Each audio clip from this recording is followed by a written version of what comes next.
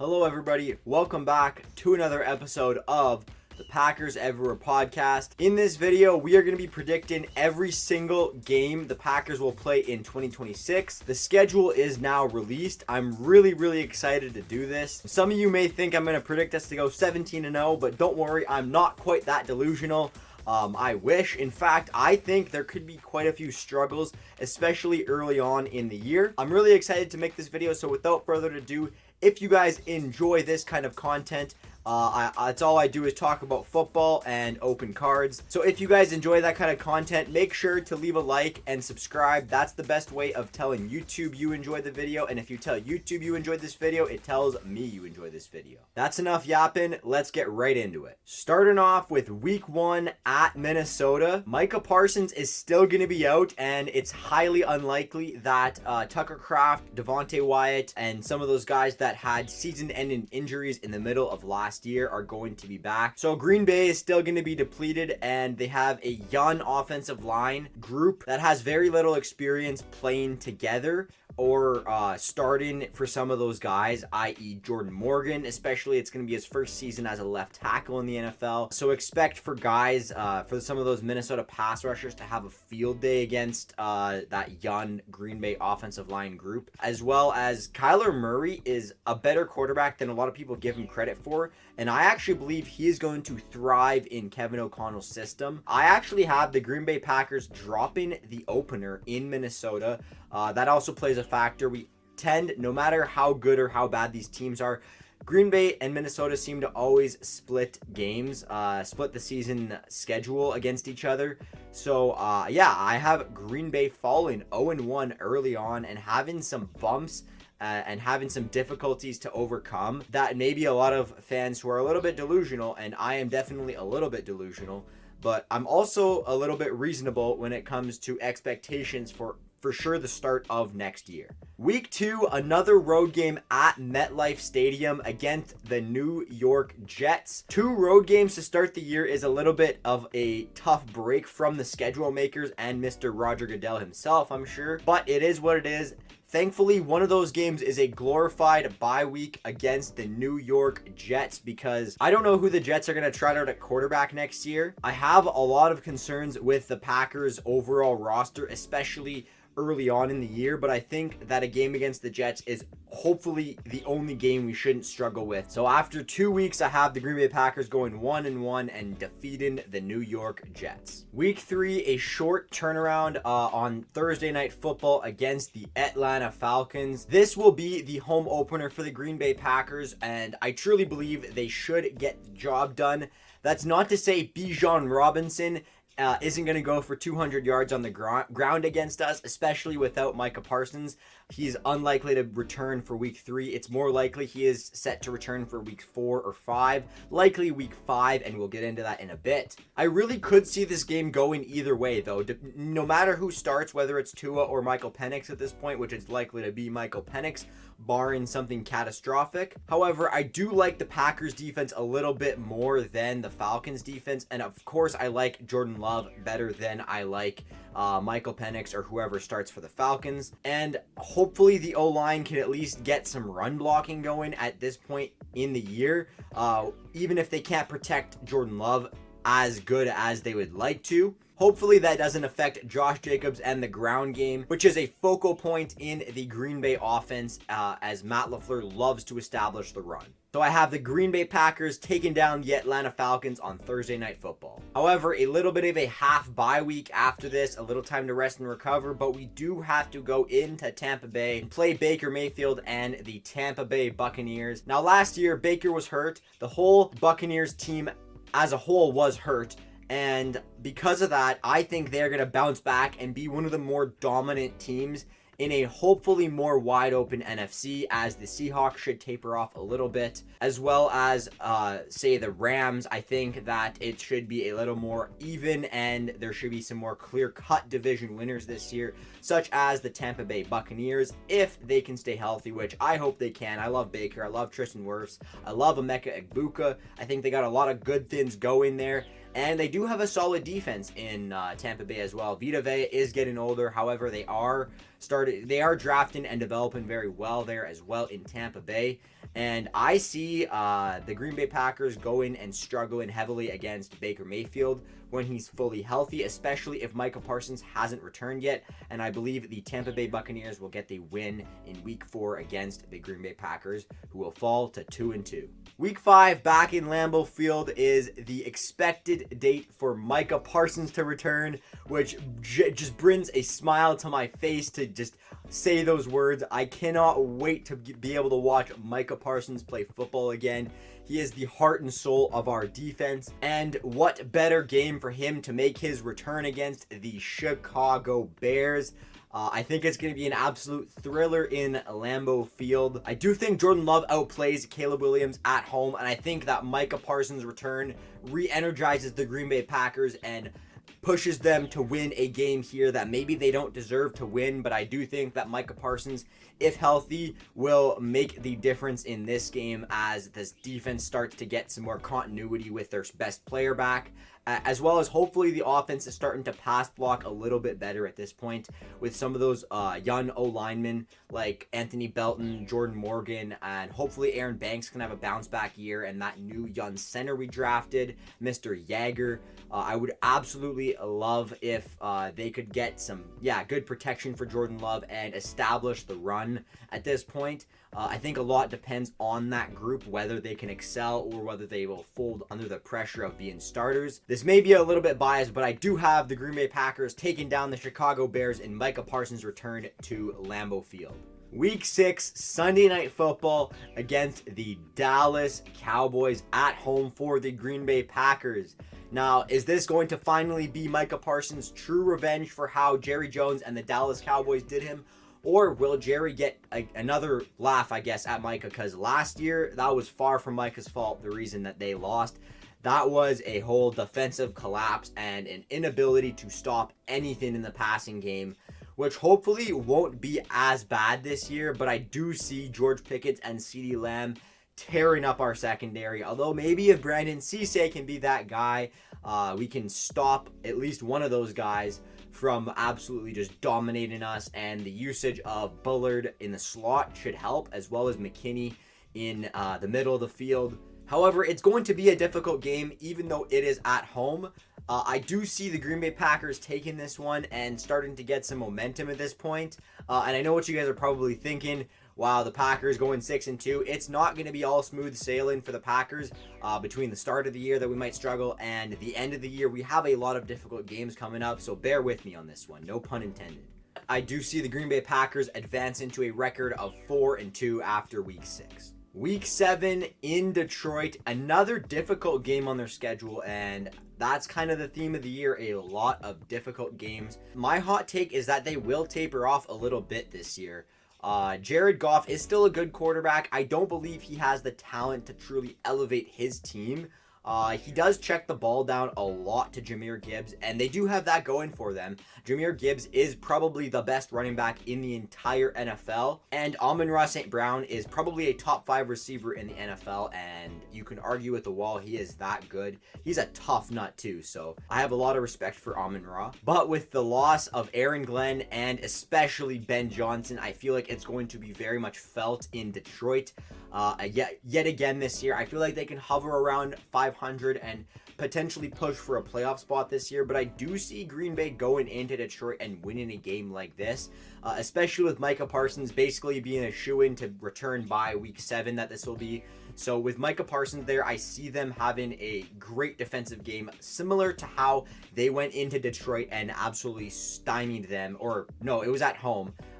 And stymied them Week 1 of last year. Packers win and move to 5-2 on the season after Week 7. Now Week 8 at home against Carolina. Bryce Young is coming off the best year of his career, and Rico Dowdle also looked like an all-pro at times last year. At least he did in my fantasy league. However, I think that the Panthers did get better this year, but it's another one of those games that the Green Bay Packers should win and have to win if they want to make the playoffs this year, because As you'll see after this, there is a tough part of their schedule coming up. You'll see some games that they definitely shouldn't be favored in against some really tough opponents. So if they want to make the playoffs, they have to take care of business at home against a team like the Panthers. Despite all the good things they have going in Carolina, they are starting to get some momentum going, but I don't think it's going to be enough to beat the Green Bay Packers. And Jordan Love should be playing really well and developing some chemistry with some of his newer receivers. Obviously, the only guy that left is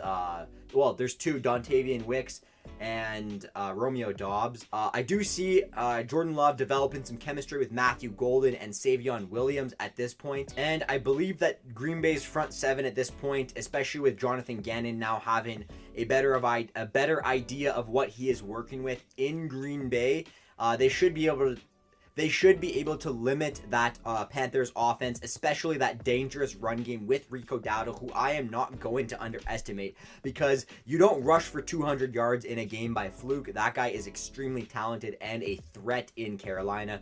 But Javon Hargrave, Devontae Wyatt, and Micah Parsons up front will get the job done and beat Carolina and peak on the season at a record of 6-2.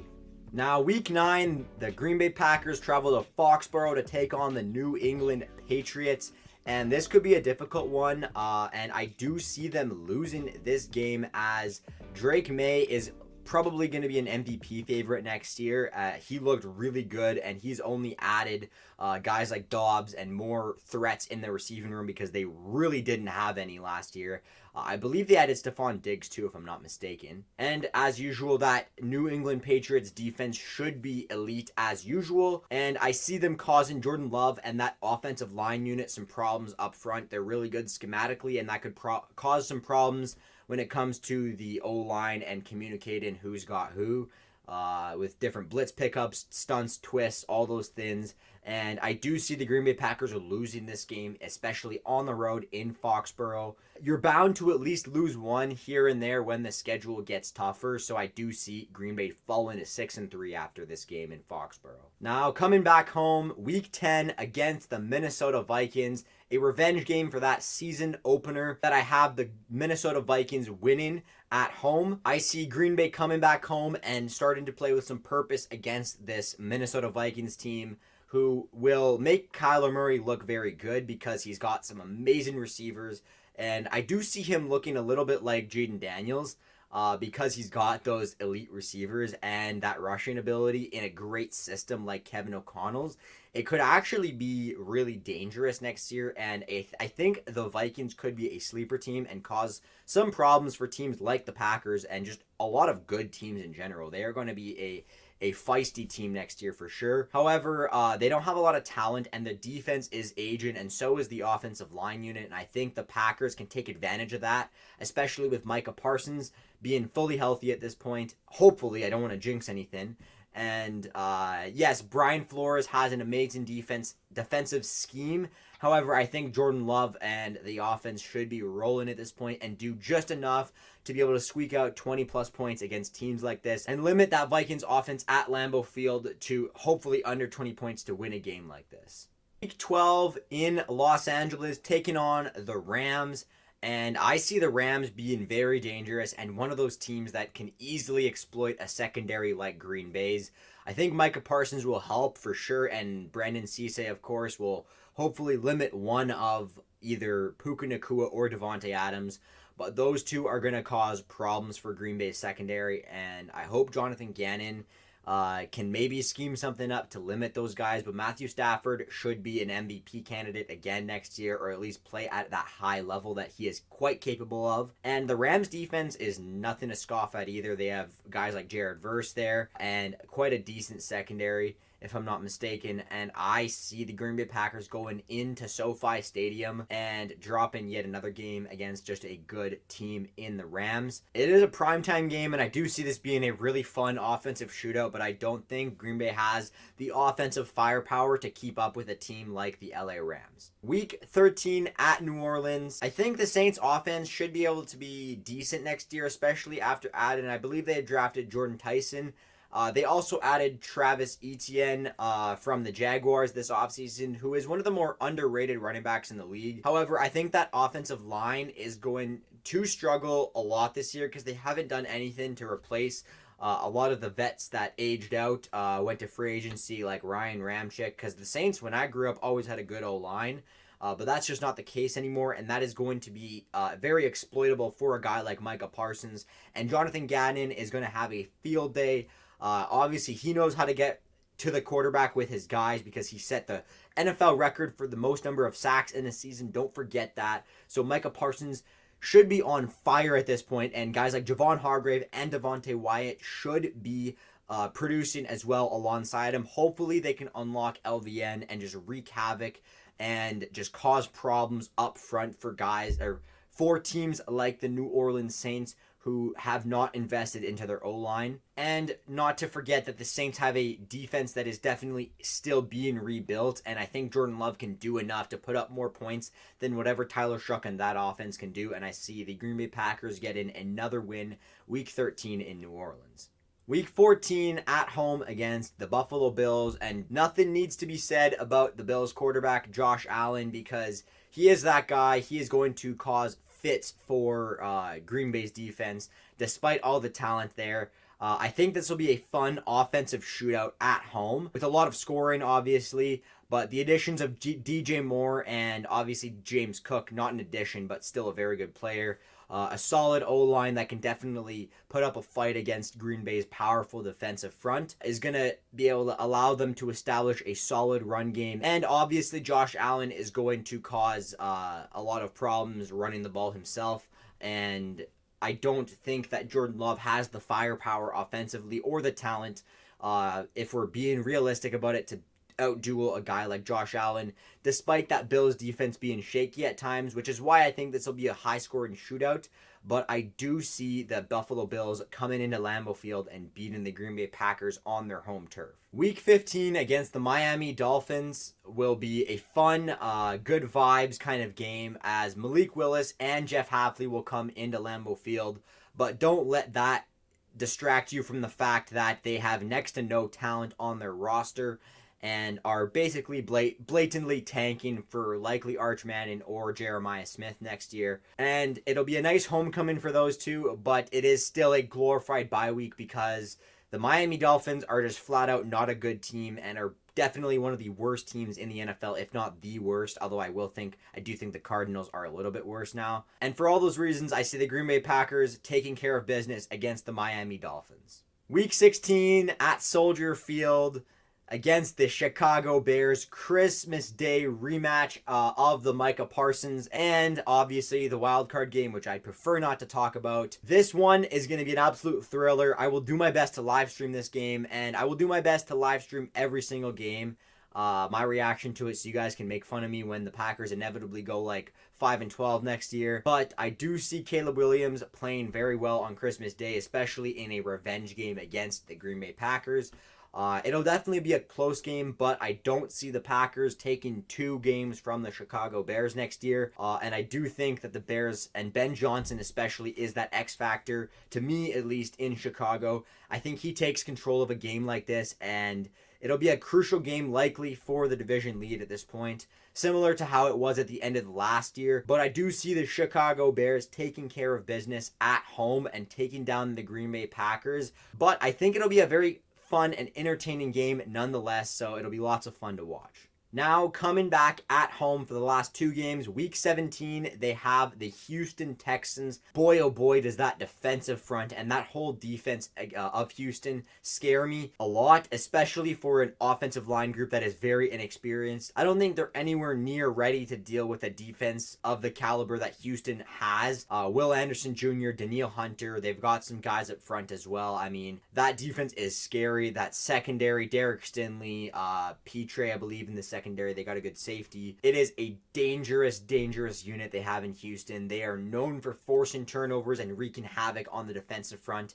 So Jordan Love is not going to have a fun time against the Texans. I do hope I improve and run this O-line for Green Bay is going to be better than I think they're going to be. And I think Green Bay's defense is going to have a good day against that weak Houston Texans O-line, and CJ Stroud is going to also have a miserable time against Micah Parsons. But I do see the Texans defense being the X factor in this game and knocking the Green Bay Packers off in this game, and hopefully not pushing them too far out of a playoff spot, but this should definitely be a big game when it comes to playoff implications for both teams. Week 18, yet again at home against the Detroit Lions, and I believe they will be just around 500 yet again, maybe a little lower. I am a firm believer that the Lions are a little bit overhyped. They do have some good players. Don't get me wrong. Aiden Hutchinson, Brian Branch, as much as I hate to admit it because that is a dirty player. They do have lots of good players, but Jared Goff is only getting older, and I could see him potentially getting benched. I could definitely see Green Bay taking care of business in this game, and Green Bay is definitely going to need to win a game like this to make sure they do lock in a playoff spot, whether that's for the division or a wild card spot at this point. And just for shits and giggles, I'm going to say if Jared Goff plays, that he looks like absolutely terrible at Lambeau Field and like throws like 4 interceptions and gets benched either way. That's just going to be my what the hell, throw it out there prediction. I hate that it's so negative, so yeah, a positive one, and I'll make it for a division rival. My positive prediction is going to be that Kyler Murray actually looks really good and looks less like Justin Fields and more like, I don't want to say Lamar, but I'm going to say Jaden Daniels as a good comparison. I believe the Green Bay Packers will finish with a record of 10-7, clinching the division, but I don't think it will be. I believe the Bears may win another division title, unfortunately. However, if I'm proven wrong and the Green Bay is better than I think they are, we could easily still win the division. Bears fans, I really look forward to watching some of these games with you. I'm super happy that this rivalry is back to where it needs to be, because Packers-Bears is one of my favorite rivalries in all of sports and definitely my favorite rivalry in the NFL to watch. Just a reminder, I will be live streaming every single game this year, or at least trying to, every single Packers game that is, unless I have work, because I do have bills to pay, as I'm a newly graduating high school student. Next year I will be a grown man, so I will have some responsibilities to take care of. However, if we can get monetized by then, that could definitely subsidize, and maybe I could take days off of work. So if you guys want to support me, like I said, leave a like, subscribe, tell YouTube you enjoyed the video.